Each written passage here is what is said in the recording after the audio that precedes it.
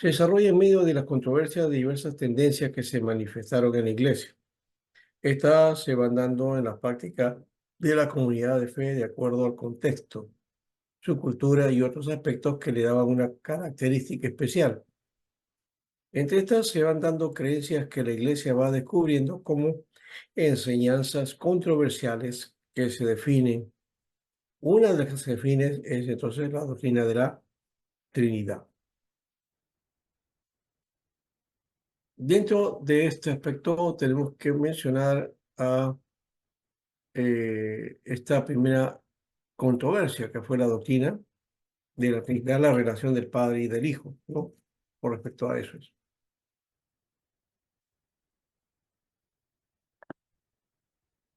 Muy bien. Entonces, una primera controversia. Bueno, no han venido esta vez un buen grupo, no sé qué pasó. Los del norte no están todos completos. Nuestra hermana Aide, ¿qué saben ustedes de la hermana Aide? Estar orando por ella, ¿no? Muy bien.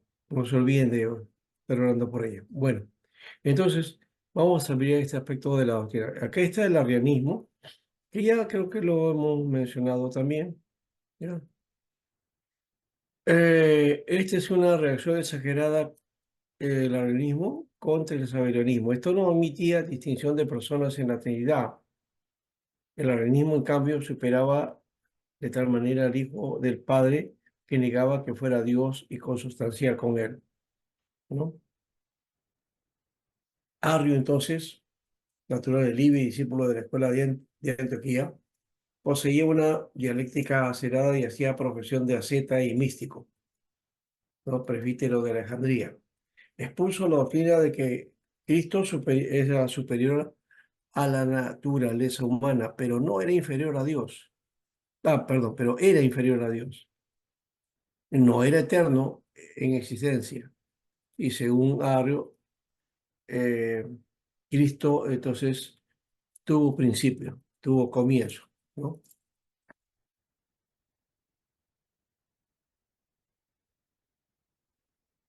Él por el 318 comienza a enseñar su doctrina de esta manera. Dice, no hay más que un solo Dios eterno e incomunicable. El verbo Cristo no es eterno, sino creado de la nada, por tanto, verdadera criatura. Mucho más excelente que los demás, pero no consustancial con el Padre. Por consiguiente, no es Dios. Alejandro, que era obispo de Alejandría, se lo opuso, demostrando que el verbo era coeterno con Dios. Entonces aquí empieza la doctrina de la Trinidad como este proceso que llamaríamos de defensa apologética, ¿no? ¿No? Una defensa apologética. Así nace la teología de paso, ¿no? Porque aquí se va a tratar de desarrollar un proceso teológico de pensamiento, ¿ya? Pero que tienen que enfrentar entonces posiciones adversas que la iglesia después le va a llamar herejía. Bueno, Alejandro muere y es Atanasio quien eh, sigue entonces la oposición al arrianismo, ¿no? Este es Atanasio del credo también, ¿no? Ya saben entonces por qué aparece el credo de Atanasio. Bueno, él afirmaba la unidad del Hijo con el Padre, la unidad de Cristo y su existencia eterna. Bien, para combatir todo digamos, esta posición que ya estaba ganando adeptos dentro de la iglesia, ¿no?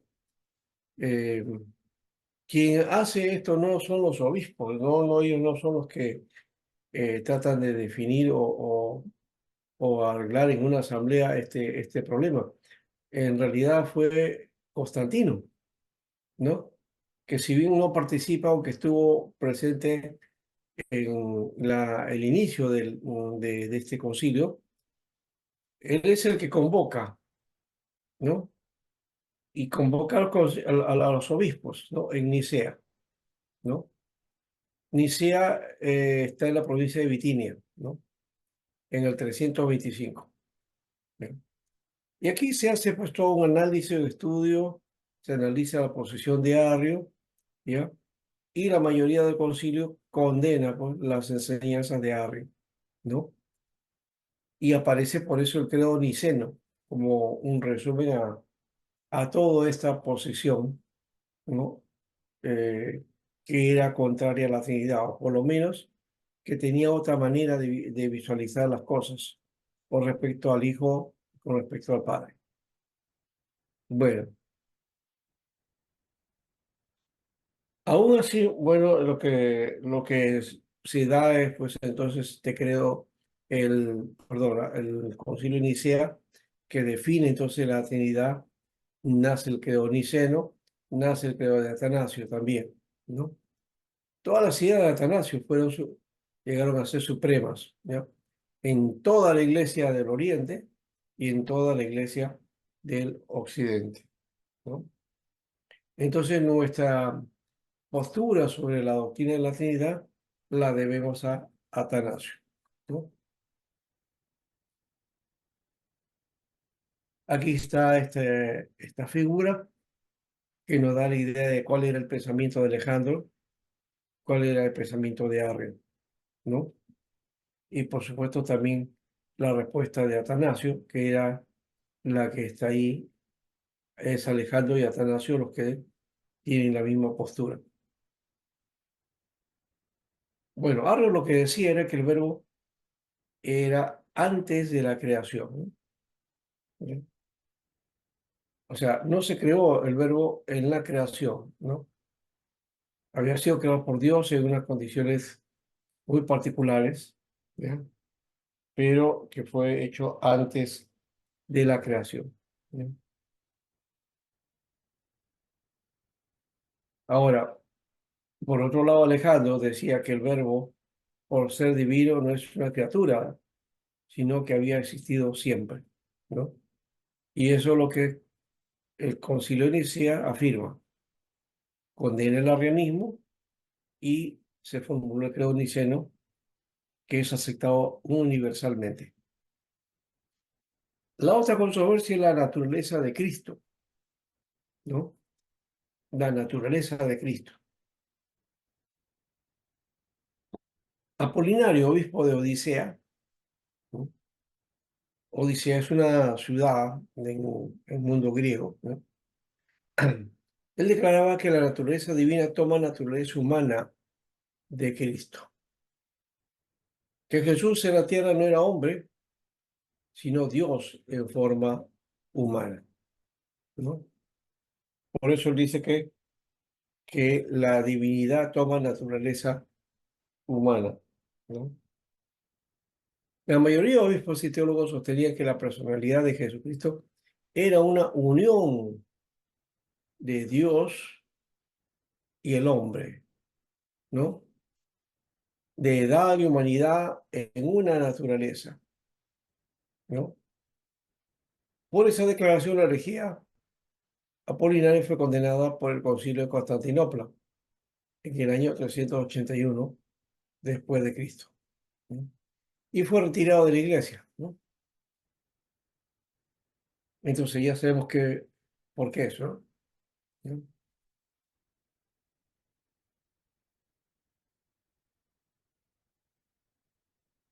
Entonces para Apolinario había una sola naturaleza, ¿no? Y que había una unión entre la personalidad de Jesucristo, ¿no? Y había una unión de Dios y hombre en él, ¿no?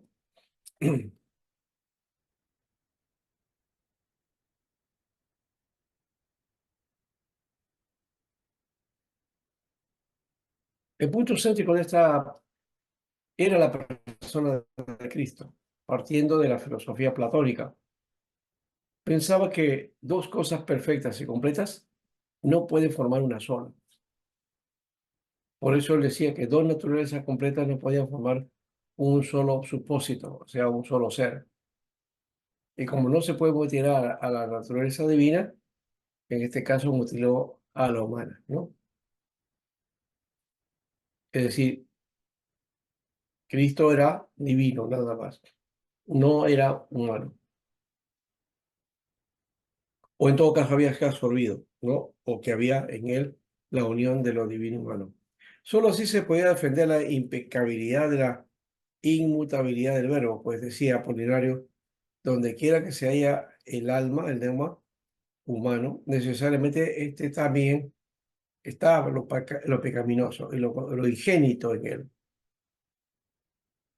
Entonces, como Cristo tiene verdadera impecabilidad, no puede existir en él parte de la naturaleza humana, si, que si tiene naturaleza humana, entonces eh, tenía que tener, ¿no? Esa esencia, ¿no? Del pecado, lo ingénito del pecado. Entonces lo veías imposible eso, ¿no? Por otro lado, también este, en Cristo veía cómo había una verdadera impecabilidad, que no podía existir esa parte de la naturaleza humana, ¿no? Además, la inmutabilidad del verbo solo puede explicarse así, dice. Pues para unirse personalmente con una naturaleza completa, el verbo hubiera debido sufrir algún cambio. Eso derivó en lo que se conoce como el monofisismo, ¿no? Una sola naturaleza, ¿no? Una sola naturaleza. Eso se llama el monofisismo.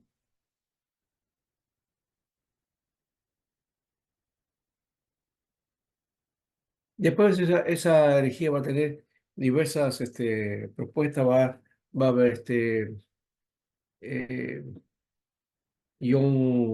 a ver, un padre también de la iglesia que escribió un libro que se llama El Árbitro, ¿ya? Para definir este asunto de los trinitarios y los monofisitas, y él propuso un monofisismo, una especie de monofisismo triteísta, algo así, ¿ya? Y aquí están entonces las herejías cristológicas. Las herejías cristológicas fueron las más persistentes y peligrosas.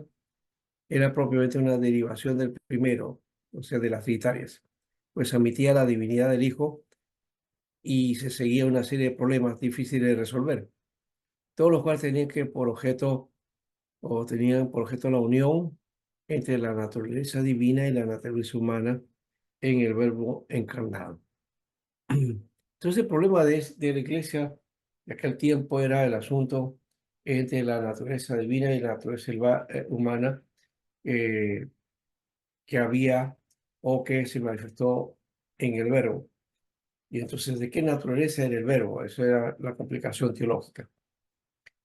Ahora, se rechazó entonces el apolinarismo, es decir, el monofisismo, ¿no? Que solo admitía en Cristo una naturaleza humana incompleta, ¿no? Decía, no tenía una naturaleza humana completa, ¿no? Ya que el logos divino suplía al nous, o sea, al alma superior, según el concilio de Constantinopla, el primer concilio.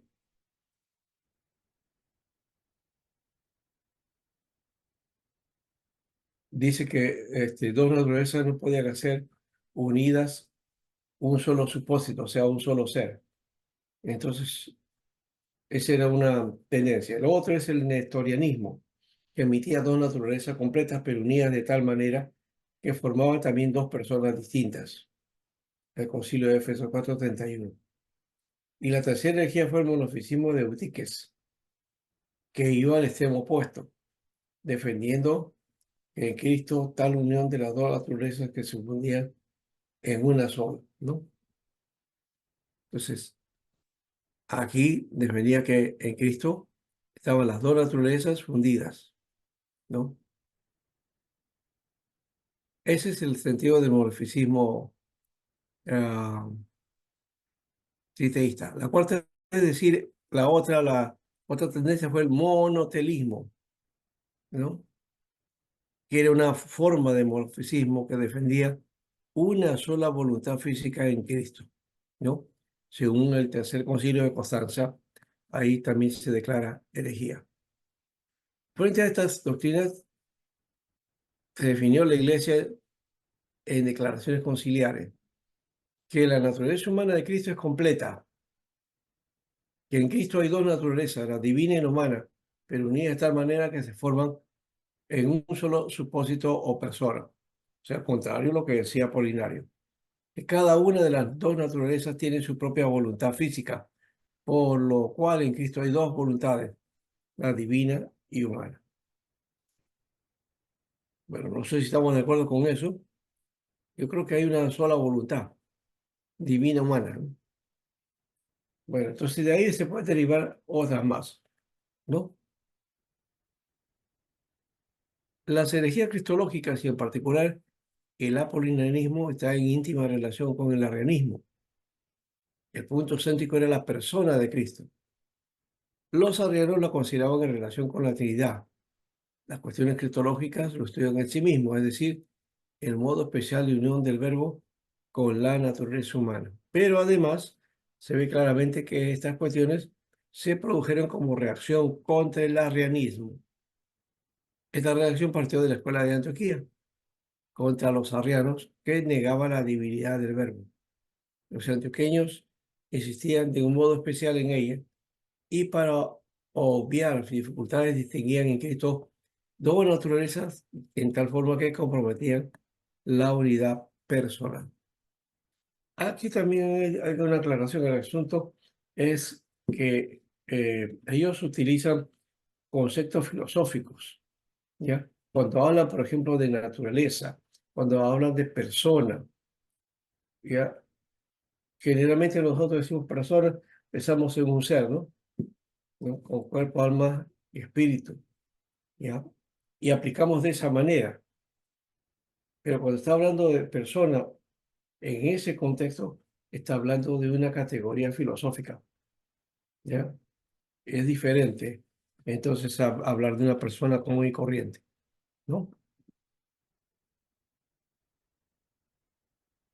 Ahora, para evitar estos inconvenientes, otros reaccionaron contra el arrianismo diciendo que Cristo era realmente Dios y que en él había que distinguir dos naturalezas en una sola persona, pero de modo que la naturaleza divina o el verbo estaba unido a una naturaleza humana incompleta, en la cual el mismo verbo hacia las veces del alma. Solo así se aplicaba la unidad personal y la divinidad del verbo. Estas doctrinas se extendieron rápidamente, de modo que ya en Atanasio, en el sínodo de Alejandría, las descubrió y anatemizó, aunque sin nombrar a ninguna de sus defensores.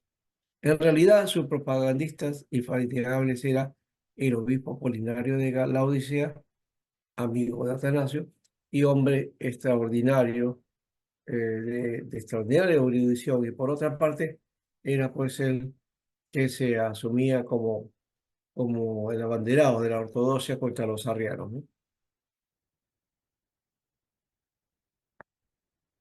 Aquí creo que está el historianismo. En principio se trató de una reacción doctrinal contra el arrianismo, por lo cual andaba a la par con los apolinaristas, en dos puntos básicos. Primero, la defensa de la divinidad de Cristo. Segundo, el principio de dos naturalezas completas que no pueden formar una sola persona.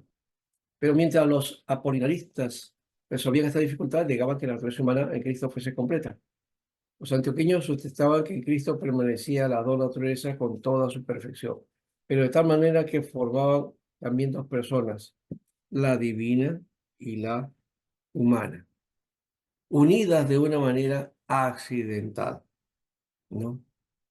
Esta doctrina la comenzaron a proponer Diodoro de Tarso y Teodoro de Maxuestia en la escuela de Antioquía.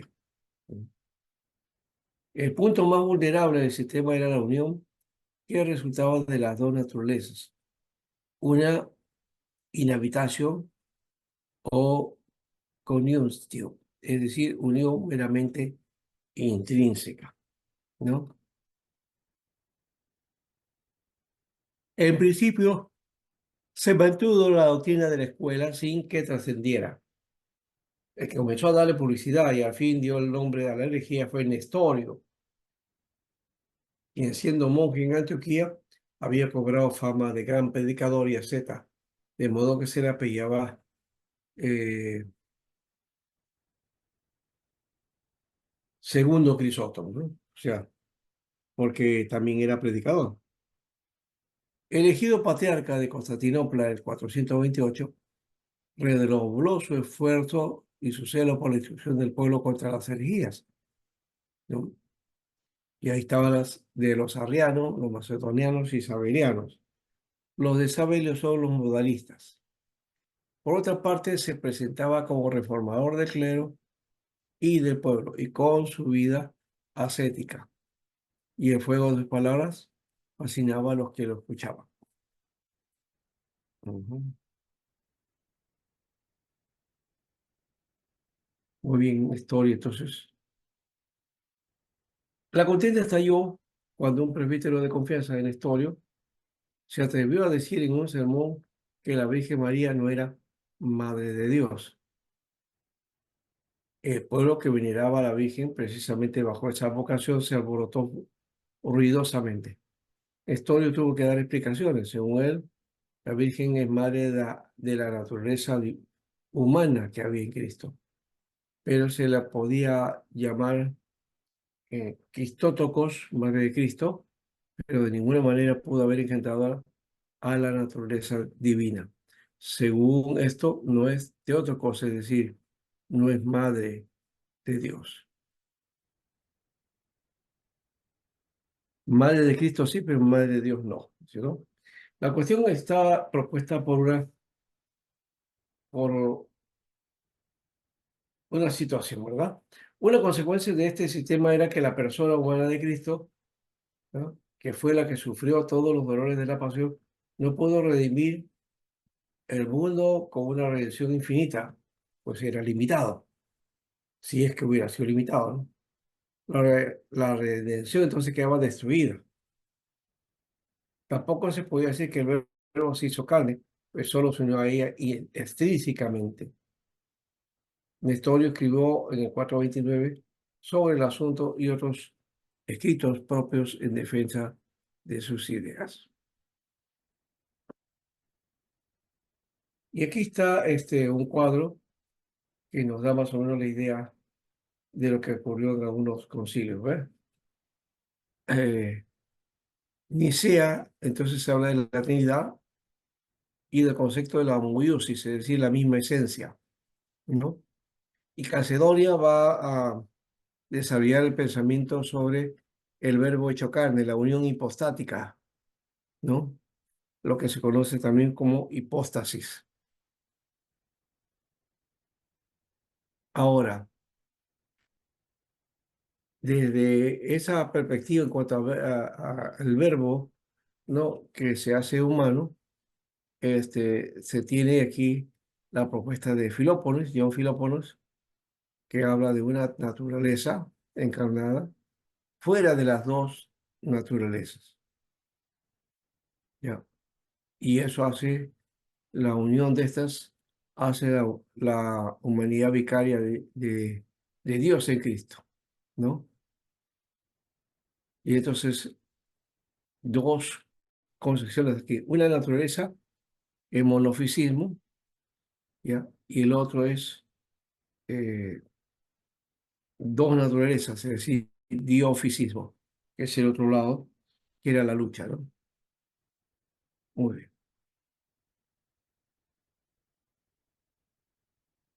Ahora pasamos a esta otra,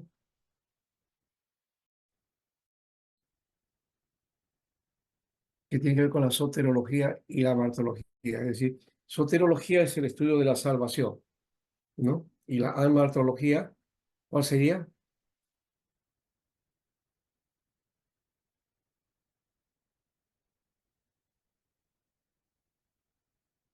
La martología que sea Estudio sobre el pecado. el estudio del pecado. Muy bien, Henry. No, no es entonces, por ahí va a decir, la amartología es la teología del amor. No tiene nada que ver, ¿no? Tiene que ver con el pecado, el pecado.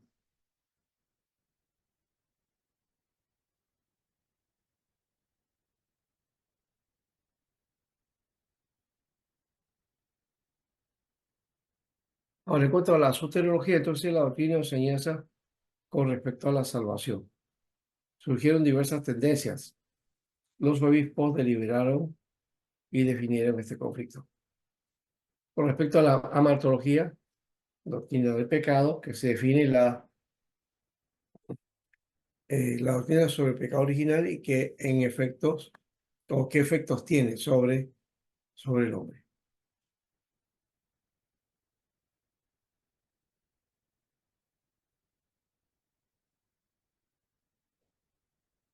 La tercera controversia sobre la relación con el pecado y la salvación, ¿no?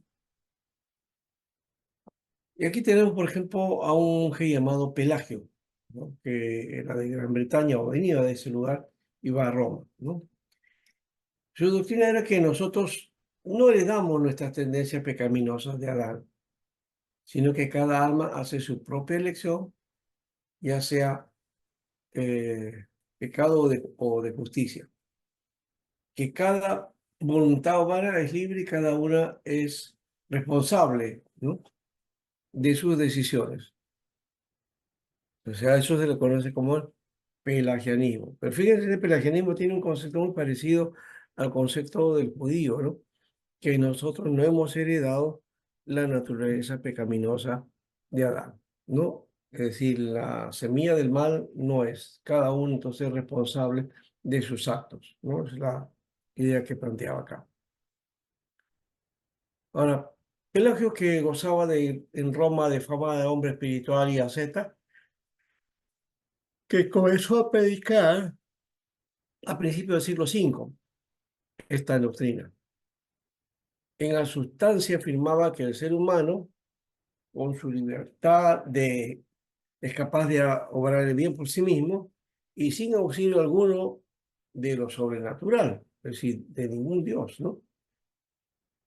Puede que con sus propias fuerzas pueda evitar todos los pecados. Esto lo explicaba diciendo que el hombre posee una naturaleza tan perfecta como la de Adán antes del pecado, pues el pecado de Adán no se transmite a los demás hombres. Es un concepto que nace del pensamiento judío, por este caso, ¿no? De una parte también, ¿no? Donde se cree que entonces este, el pecado de Adán no es para apurarlo entre nosotros, ¿no? Bien. Entonces, bueno, seguimos. Pelagio, por otro lado, a ver,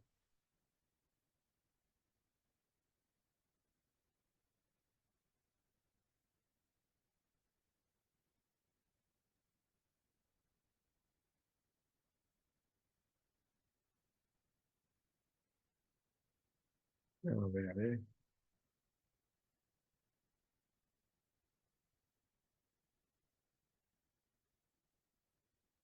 Ya, muy bien. Pelagio es el que está ahí, que asume este aspecto de que el hombre, pues, no es heredado el pecado mortal, digamos, ¿no?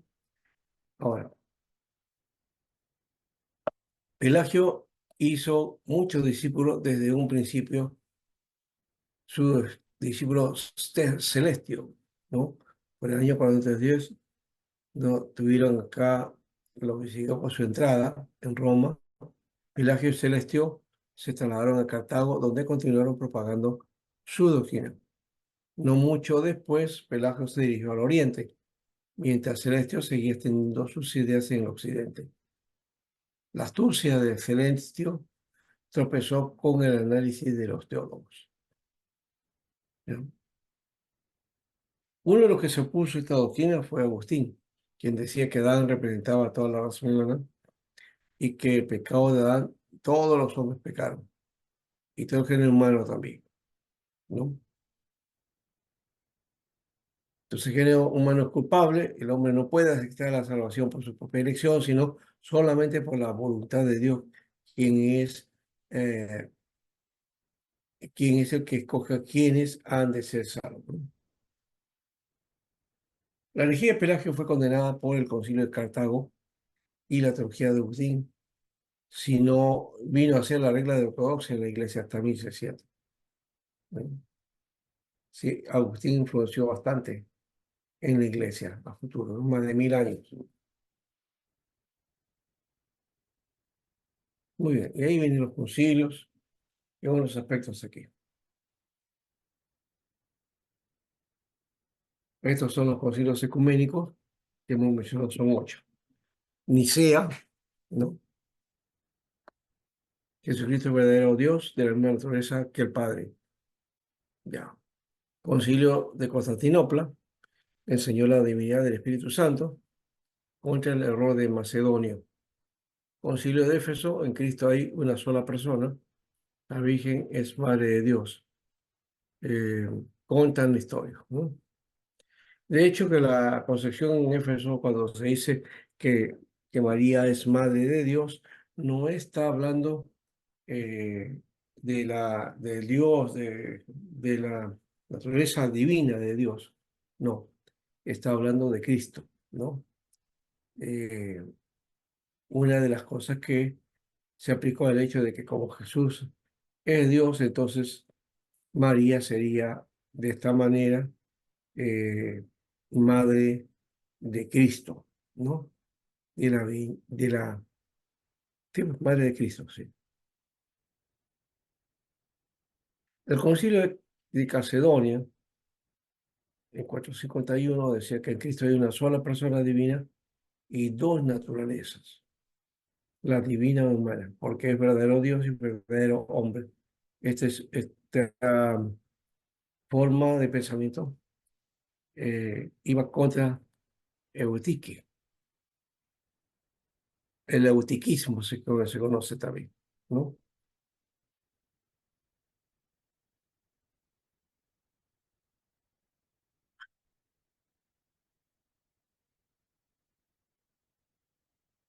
También vemos los aspectos de la doctrina de la eclesiología, la doctrina de la iglesia, que fue desarrollando en varias etapas, ¿no? Está el periodo patrístico, está el periodo de la Edad Media, el periodo de la Reforma, la posesión luterana, la anabaptista y luego la reformada.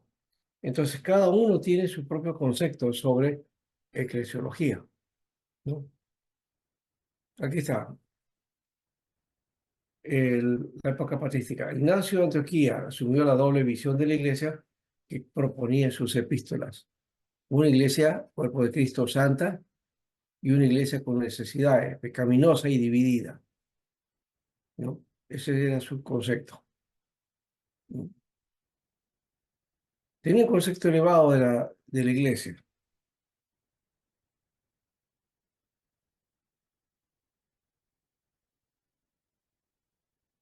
E incluso, por ejemplo, acerca de la iglesia local. Al escribir a la iglesia en Éfeso, se dirige a ella como predestinada antes de todo tiempo a servir para siempre a la gloria de Dios. Y como escogida por la gracia de la verdadera pasión de Cristo y por la voluntad de Dios el Padre y de nuestro Señor Jesucristo, ¿no? O nuestro Dios. Medio siglo más tarde, Hermas escribió una serie de visiones y exhortaciones, y ahí se refirió a la iglesia como una anciana. Fue creada antes de todas las cosas y fue la razón para la creación del mundo. También era una gran torre que estaba siendo construida por los ángeles utilizando las piedras que eran los creyentes que habían permanecido fieles. Escribió una para mantener a mantener a la iglesia pura también, ¿no? Percibió también una dimensión escatológica, un todavía no, en cuanto a la pureza. Habló del día en que la iglesia de Dios sea purificada y todos los indignos, los hipócritas, los blasfemos, todos los vacilantes y los que practican toda clase de mal serán echados fuera, y entonces habrá un solo cuerpo, un solo pensamiento, una sola fe, un solo amor.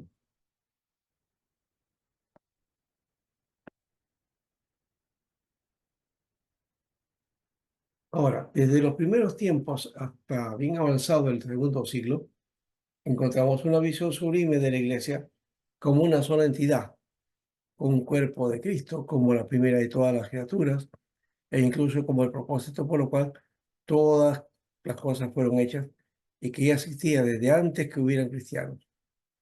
Se buscaba la unidad doctrinal, la unidad de la Iglesia y la unidad del culto. La sucesión apostólica, por otro lado, que es una práctica de la Iglesia Católica, ¿no? La invocaron Ireneo y Tertuliano, ¿no? No era mostrar una línea directa de sucesión hasta los apóstoles, sino que debía ser apostólica en la medida que estuviéramos de acuerdo con la doctrina apostólica.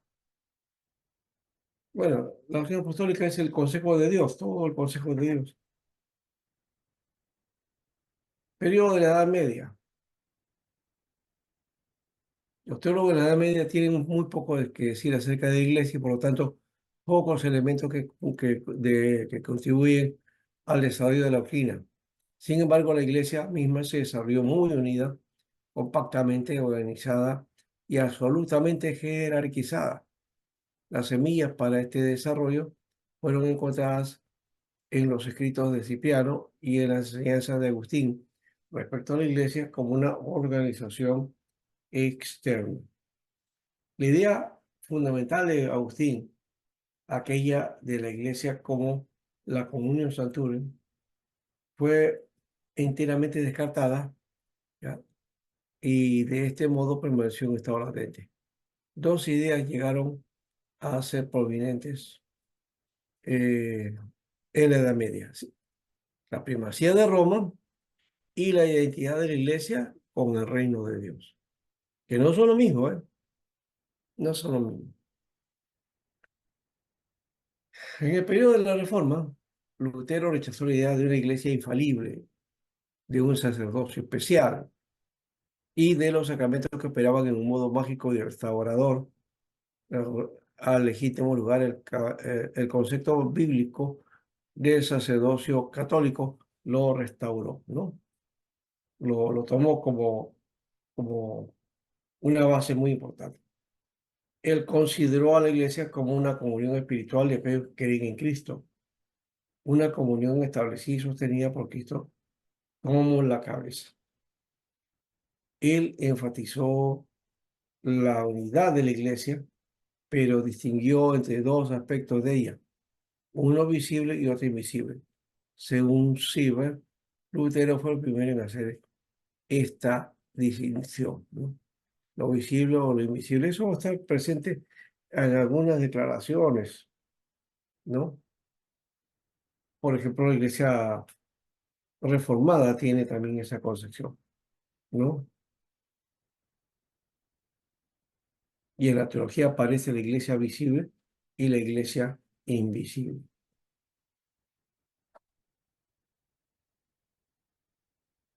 La posición anabaptista. Los anabaptistas representan la reacción más extrema a la externalización católico-romana de la iglesia, aunque Roma se basó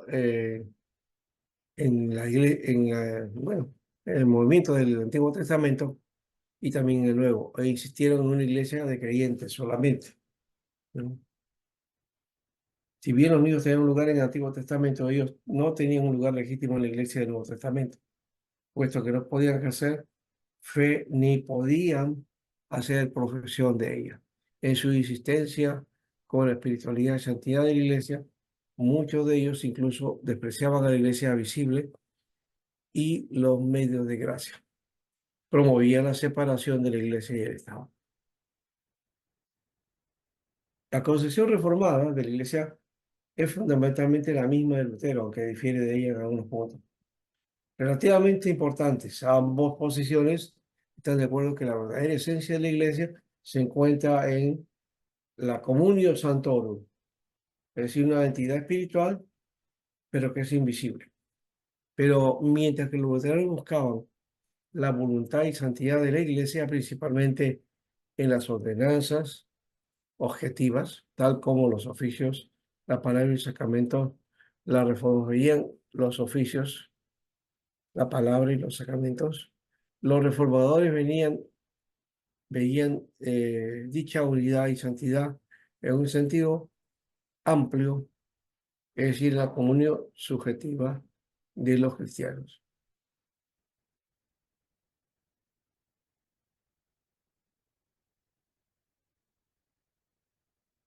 Muy bien, ahora vamos a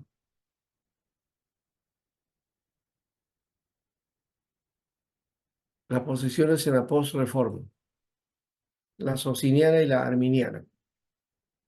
Estos conceptos de la Iglesia tuvieron importantes consecuencias prácticas. La uniformidad abrió el camino para la multiformidad, lo que dio origen a varias confesiones.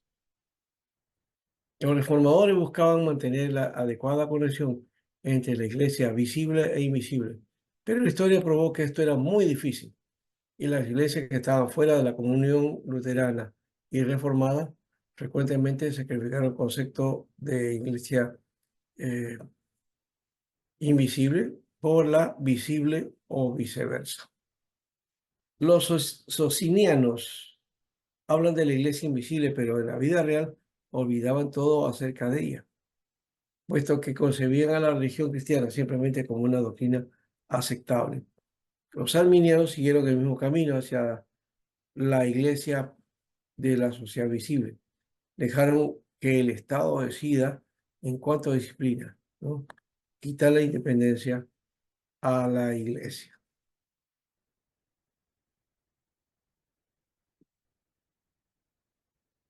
De esto entonces aparece la unidad de la iglesia, el carácter interno y espiritual, la unidad del cuerpo controlado por la cabeza, Cristo, Rey de la iglesia, los que pertenecen a ella participan de la misma.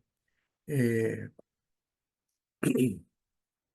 unidos por el amor y tienen la esperanza gloriosa en la conducta de los creyentes, en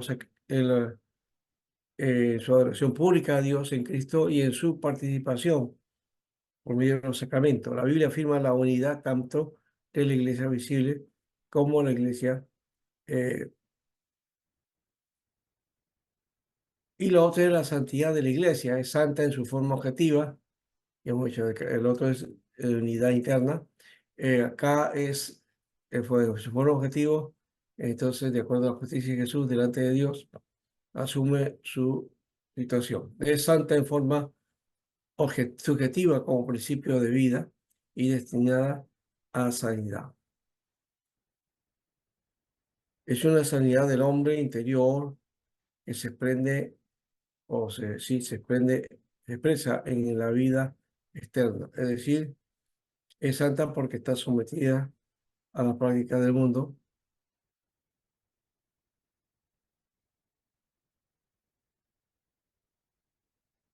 Muy bien. Y lo otro es la catolicidad de la iglesia, que también ahí va a quedar un poco, ¿no? La iglesia es universal en cuanto a su esencia. Esta se manifiesta en la iglesia invisible como la iglesia visible.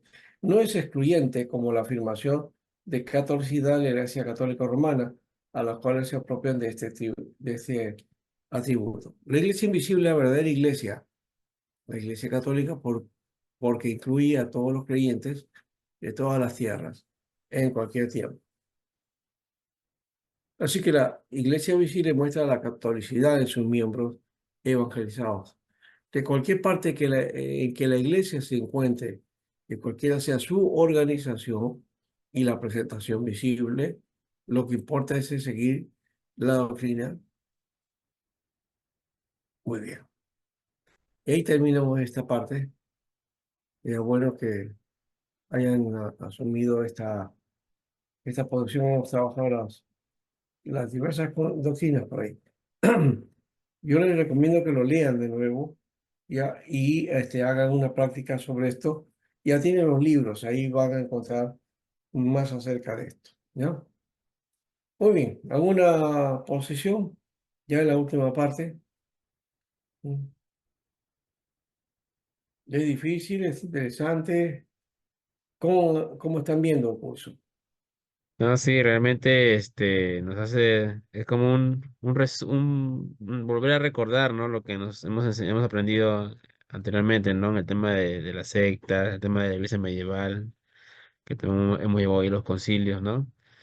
Y nos hace Ujú. recordar pues, que lo que nosotros pensamos que quizás ahorita hay denominaciones que tienen nuevas doctrinas que nosotros consideramos herejías, ya han existido hace siglos atrás, ¿no? Claro. Solamente son cosas que quizás nosotros desconocemos, pero ya la historia nos, nos reafirma que esto siempre ha sucedido, ¿no? Que no es de ahora, o sea, no es para asustarnos, no es para preocuparnos, sino que es algo que siempre ha sucedido y Ajá. que nosotros como cristianos tenemos que saber afrontar y saber seguir, ¿no? No desesperarnos, quizás por querer contender, ¿no? Sino que orar y simplemente también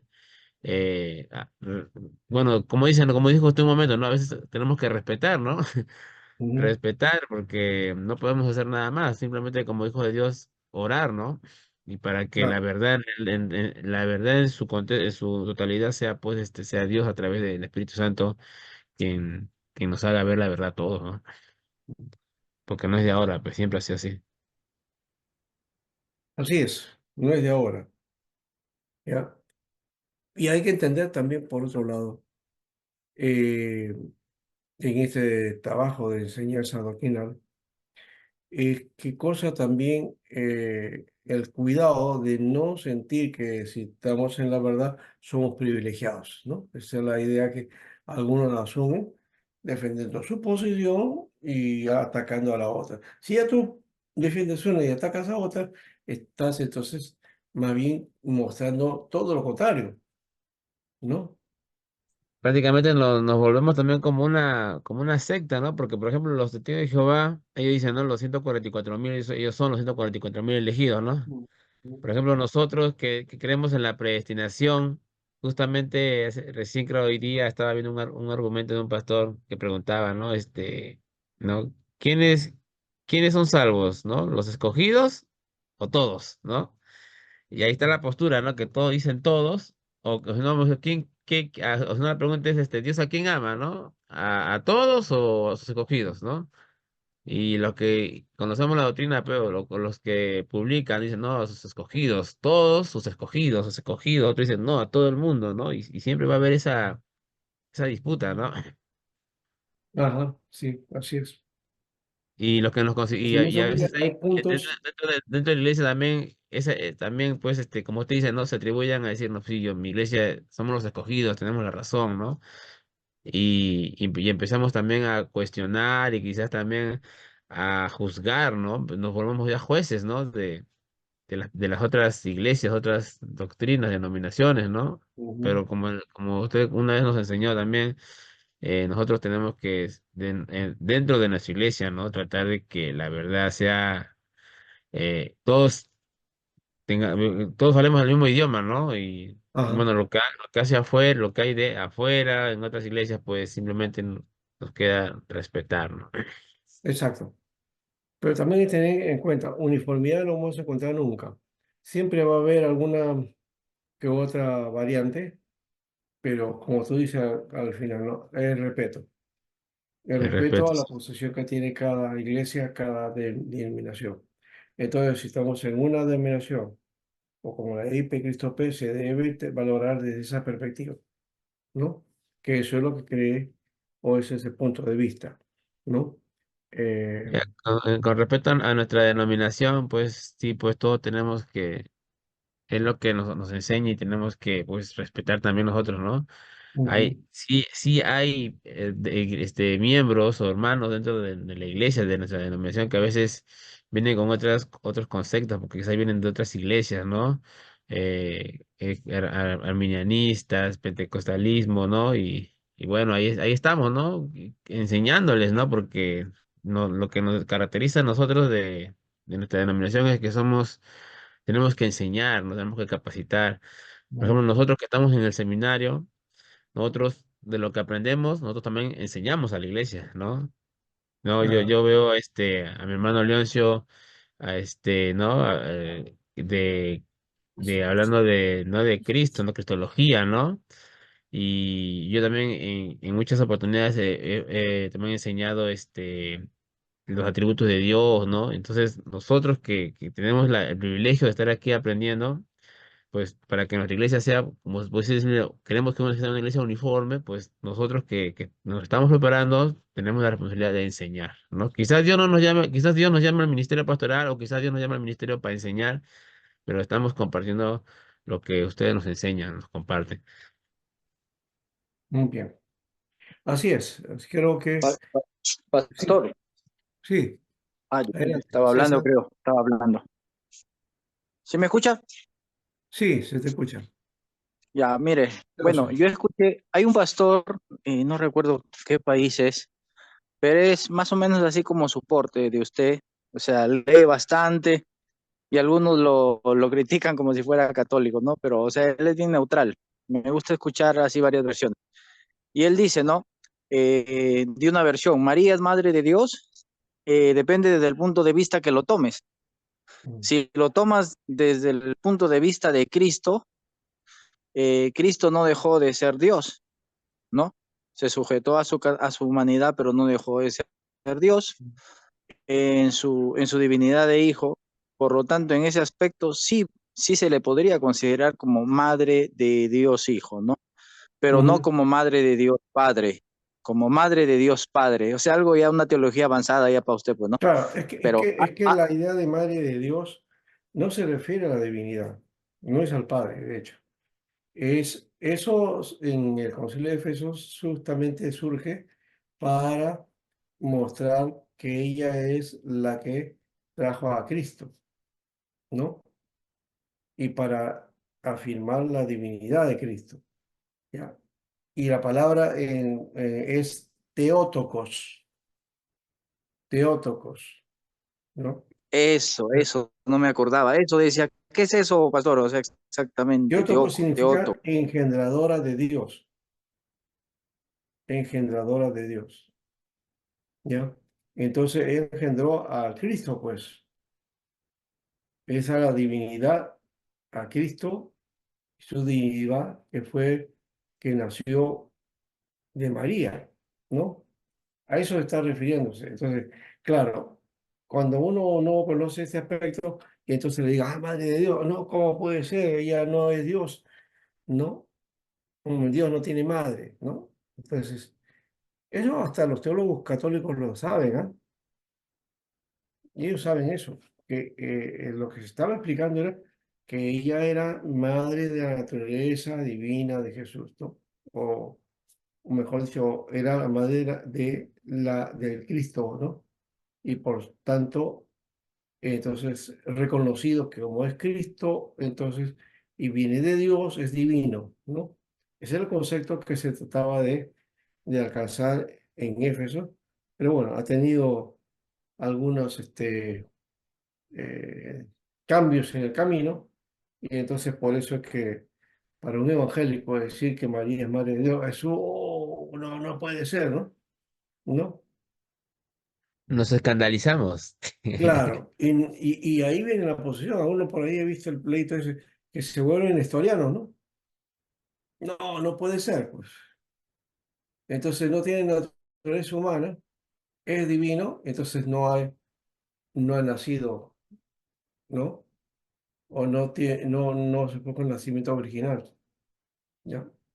Sino que ya ese ser estaba ya, cuando nace, entra entonces la esencia de Dios y ahí es donde recién hace su tarea. Bueno, entonces, el nestorianismo contra la concepción de la divinidad de Jesús, ¿no? Bueno, ahí estamos entonces. ¿Alguien más?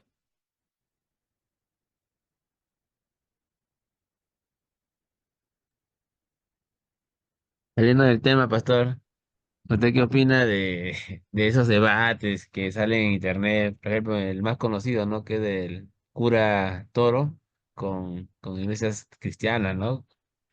Me parece tonto eso. Y además presenta pastores que no sé si son pastores, No lo veo en realidad.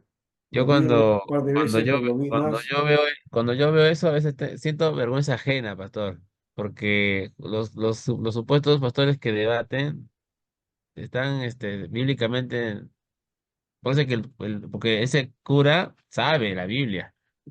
Ya, Y cuando debaten, pues le da duro, pero no les da duro porque ellos son muy literales, ¿no? La Biblia lo literalizan y ahí les da duro, no saben mucha teología el cura.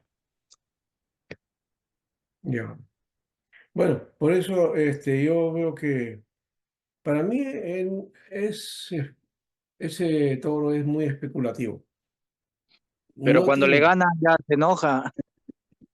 no, Cuando es charlatán, ¿no? Un charlatán, un religioso charlatán, por lo menos. sabe, pero yo creo que una persona, es más, una vez me dijeron, creo que estaba, Ana debate con Toro, le digo, podría debatir o podría ganarlo, podría ganarme, pero el punto está en que nunca nos vamos a poner de acuerdo. Yo creo que cuando uno madura ya, más que hacer debates, debería propagar el evangelio, ¿no? Por eso que hasta ahora como usted dice, son pastores desconocidos, no vemos, por lo menos teólogos de alta jerarquía que se metan a ese tipo de debates, ¿no?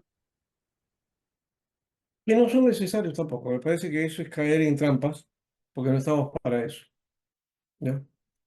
Ya los debates se dieron en su momento en los concilios, ahí sí, y con cabeza y con gente bastante madura, ¿no? ¿No? Toro no es alguien que tenga base. De repente, y yo sé que usted está diciendo, no, que sí conoce. Puede conocer algo de la Biblia, pero no conoce. Yo les aseguro, no es teólogo, no maneja eso, no maneja. ¿Sabe la última que dice que en el Apocalipsis 12, cuando habla de la mujer, la Ah, reina, sí, creo, que es la iglesia. se, re- se refiere a María cuando digo, o sea, ella está totalmente perdido ya en lo que es Apocalipsis. Ya ver. Así es, porque no es especialista en nada, pues, ¿no? Bueno, ahí está, hermanos. Entonces, yo he dado las pautas. Ahora ustedes pueden indagar en los libros que les he dejado justamente para eso. ¿Ya?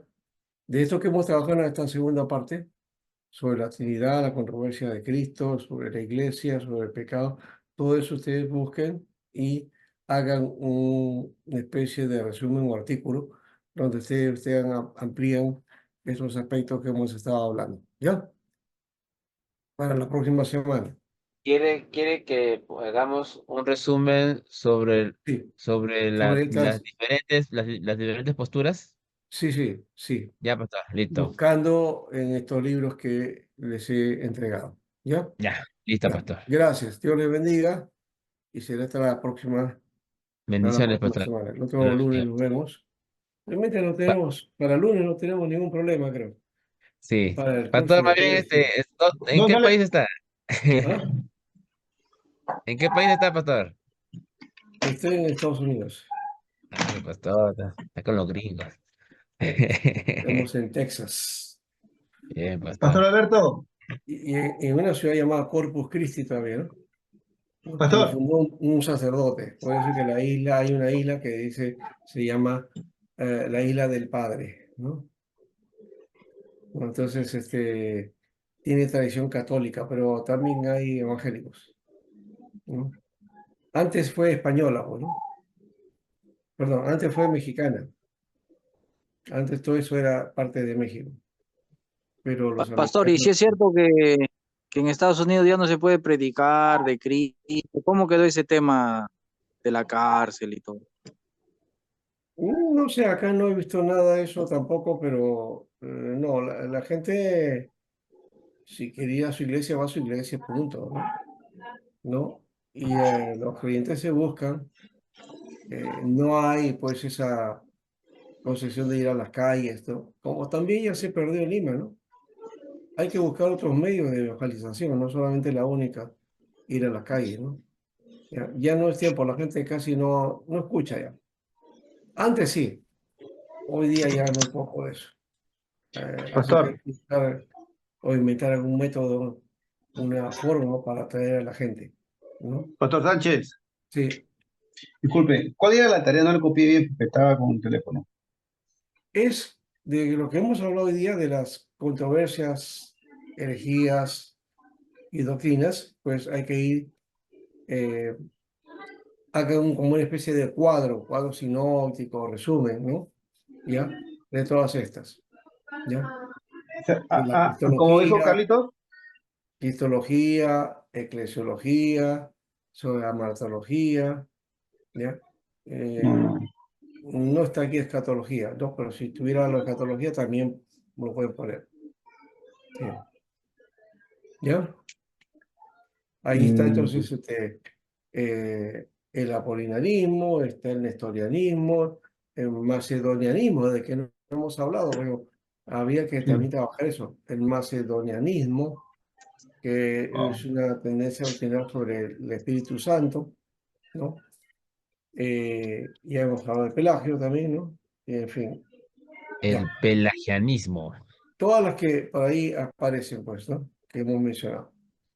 Muy bien, hermano, gracias, Dios les bendiga. Hasta ya, luego. pastor, que le pase buenas vacaciones, pastor. Gracias. Hasta el lunes. En Estados Unidos. Good morning, good afternoon, let's good. Hay que aprender inglés entonces. Bendiciones.